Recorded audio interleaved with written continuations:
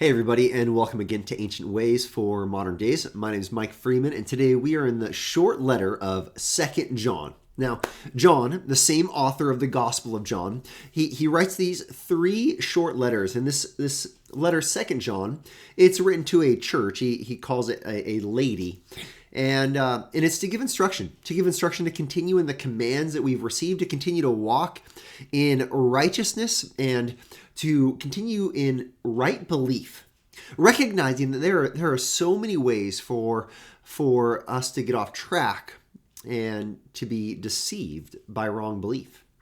And so today, this is a short chapter. I want to look at two sections of it, though, and kind of string together, in my mind, how John's heart is being expressed and why it's being expressed this way.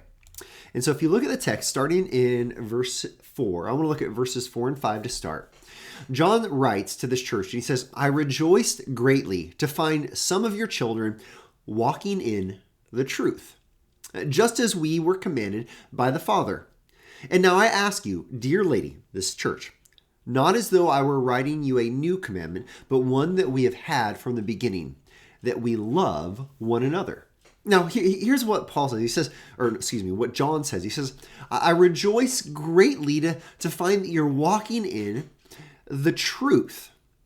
This is the truth of Jesus, of his death and resurrection, of the identity of Jesus as the Savior. They're walking in this truth. They're rightly believing, and as they rightly believe, John gives them this old commandment, this new old commandment, that we love one another. He says, you're walking in truth. You are all trusting in Jesus. Now, because you all trust in Jesus, continue to love one another. Now, John, he rejoices in this, that they're walking in truth. And part of why he rejoices in this is because, well, it's becoming hard to walk in the truth. There is growing opposition to walking in the truth. Let me show you verse 7. He says, "For many deceivers have gone out into the world, those who do not confess the coming of Jesus Christ in the flesh. Such a one is the deceiver and the Antichrist." Now, here's what leads John to rejoice so much. These believers are walking in the truth in a world where there are many deceivers who have wrong belief, who teach the wrong things, and they teach the wrong things about Christ. See, ultimately, every heresy, it sooner or later, it diminishes something about Christ. Here, they were diminishing Christ in his humanity. Now, Jesus came, divine God, came in the flesh as fully man. There's a diminishing of Jesus in his identity. And John says, the person that diminishes the identity of Jesus, this one is a deceiver, the deceiver, and the Antichrist. See, he equates a wrong belief about Christ as Antichrist, in place of. That's what that word anti means. This is recognizing that wrong belief about Jesus, that ruins everything.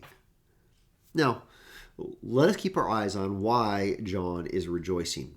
He says, "I rejoice to find that some of your children are walking in the truth." They have not lessened their view of Christ. They have not lessened their awe of who Jesus is and what he has done. They have a right belief in Jesus as the perfect, sinless Son of God, the God who came in the flesh, who died a sacrificial death on our behalf, and who was resurrected, and who now rules and reigns as King of Kings and Lord of Lords. This is the Christ they have in view. And this is what makes John rejoice. And so what is our ancient way for our modern day? The ancient way for our modern day is to come to the place where we ask ourselves, is this the Christ that I believe in? Are we diminishing Jesus? Are we taking Jesus and are we reforming him into the Jesus we want him to be, so that maybe he approves of the sin that we want in our life? Maybe we lessen God's moral standard and we reframe who Jesus is so that we can get away with what we want to, whatever behavior we want to engage in. Are we denying Jesus and who he is as the perfect, sinless Son of God? He never sinned. And we, as sinners, we find that he has saved us from our sin. Do we then continue to say, I'm going to live my life however I want? Or do we behold Jesus for who he is and what he's done? And then in that, we begin to love each other. You know, this love is a great theme for John. John talks about love all the time. And we remember that love is ultimately displayed in the Ten Commandments. Those first 4 commandments, they instruct us on how we love God. You know, as Christians, we don't try to earn our salvation by keeping the law, but rather we say, well, this is what God has done. He has saved us. Now I want to love him in return. And so we love God. And then we love our neighbor. The second the second table, the second 6, or the following 6 commandments, those describe how we love each other. And this is ultimately an expression of the new old commandment. We walk in the truth, and so we walk in love. And this is the ancient way for our modern day. It's to walk in love as we exalt Jesus and do not diminish him at all. I hope this encourages you.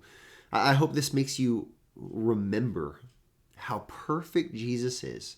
It helps you remember his wonderful work on our behalf.